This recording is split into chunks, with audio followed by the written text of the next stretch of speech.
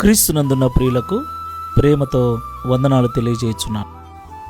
ఈరోజు దావీదు గారి ద్వారా దేవుడు మనకు చేస్తున్న వాగ్దానం ఏమిటనగా, కీర్తనల గ్రంథము 37వ కీర్తన 5వ చరణం. నీ మార్గమును యెహోవాకు అప్పగింపుము, నీవు ఆయనను నమ్ముకొనుము, ఆయన నీ కార్యము నెరవేర్చును. ఆమెన్. నా ప్రియమైన సహోదరి సహోదరులారా, ఈ లోకంలో జీవిస్తున్న మనమందరము కూడా ఉదయం లేచింది మొదలు రాత్రి పడుకునేంత వరకు అనేక రకాల పనుల నిమిత్తమై బయటికి వెళ్తూ ఉంటాం. అనేక మార్గాలలో ప్రయాణించవలసి వస్తుంది. మనకు తెలుసు, మన చుట్టూ జీవిస్తున్న వారిలో ఎంతోమంది పని కొరకు బయటికి వెళ్ళిన వారు, ఉద్యోగము కొరకు, వ్యాపారం కొరకు ఇంటి నుండి బయటికి వెళ్ళిన వారు రోడ్డు ప్రమాదాలలో మరణించి శవాలుగా ఇంటికి చేరటం ఆయా సమయాలలో మనము గమనిస్తూ ఉంటాం.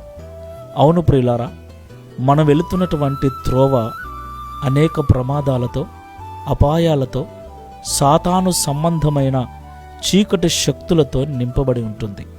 ముఖ్యంగా దేవుని పిల్లలమైన మనలను నాశనము చేయటానికి, బలహీనపరచటానికి అపవాది గర్జించు సింహము వలె ఆ త్రోవలో తిరుగుచూ ఉన్నాడు.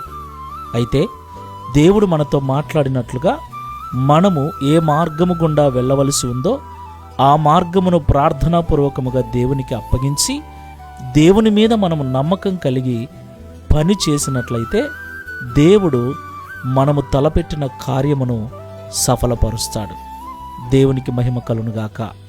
కాబట్టి ఈ మాటలు వింటున్న ప్రియ సహోదరి సహోదరులారా, మీరు ప్రయాణాన్ని ప్రారంభించే ముందు, పనిని ప్రారంభించే ముందు దేవునికి మార్గాన్ని అప్పగించండి.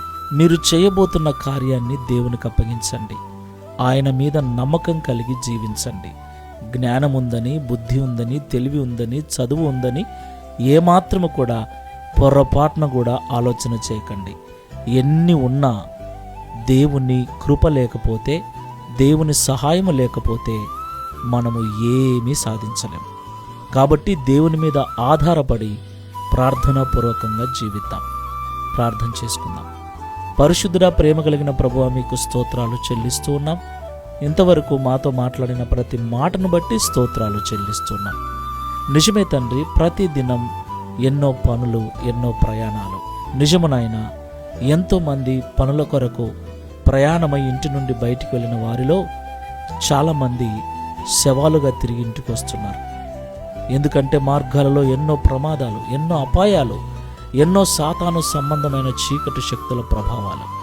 అయితే నీ బిడ్డలమైన మేము వెళ్ళే త్రోవను నీకు అప్పగించినప్పుడు, చేయబోతున్న కార్యమును నీకు అప్పగించి నీ మీద మాత్రమే నమ్మకం పెట్టుకుని జీవించినప్పుడు మా కార్యమును సఫలపరుస్తారని, మా మార్గములో మాకు తోడుగా ఉండి నడిపిస్తారని మాతో మాట్లాడినందుకు స్తోత్రాలు చెల్లిస్తూ ఉన్నాం. ఈ ప్రార్థనలో ఏకీభిస్తున్న మమ్మల్ని అందరినీ జ్ఞాపకం చేసుకొని ఈ దినం మేము చేయబోతున్న పనులలోనూ ప్రయాణాలలోనూ మీరే తోడుగా ఉండి నడిపించి ఈ దిన వాగ్దానమును మా అందరి జీవితంలో నెరవేర్చి మీ నామమును మహిమపరచుకునమని నజరేయుడైన యేసు క్రీస్తు వారి నామములో ప్రార్థించి వేడుకుంటున్నాము తండ్రి. Amen. Praise the lord. God bless you all.